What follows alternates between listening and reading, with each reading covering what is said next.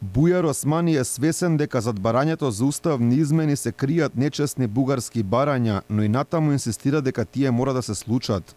Шефот на дипломатијата првпат признава дека нема да имаме никакви гаранции оти ќе нема нови бугарски условувања на европскиот пат. Човекот кој досега заедно со својот шеф Димитар Ковачевски и вице-премиерот Бојан Маричич не убедуваше дека внесувањето на бугарите во уставот ќе биде последен услов, од источниот сосед во интервју за Frankfurter Allgemeine Zeitung со сосем различен став. За жал често сме биле разочарани, а динамиката во бугарската политика е толку несигурна што не се знае што ќе донесе утрешниот ден. Прилично сум сигурен дека Бугарија постојано ќе формулира нови барања, но за мене е важно што е на агендата на Европската Унија, ништо друго. Ние постигнавме компромис со Бугарија, акцијски план за малцинствата. Сакаме темата да ја префрлиме од историски интерпретации и идентитетски прашања кон човековите и малцинските права, затоа што во тоа сме добри. Ваквата изјава на Османи е сосем различна од она што го тврдеше целиот минат период, каде неговите изјави беа со цел да се уберат луѓето дека нема да има веќе нови бугарски барања по уставните измени.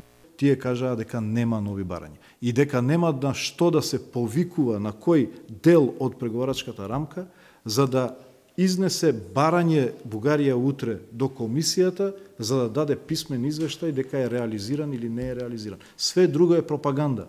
Све друго е обид да се исплашат граѓаните заради политички партиски цели. Владата и натаму цврсто останува на ставот дека уставни измени мора да има и дека со нив земјава ќе тргне кон Европа. Го игнорира мислењето на мнозинството македонски граѓани, но и сигналите од Унијата кои се погласно кажуваат дека владењето на правото и борбата со корупцијата се темелот на кој мора да почне да се гради европската интеграција на Македонија.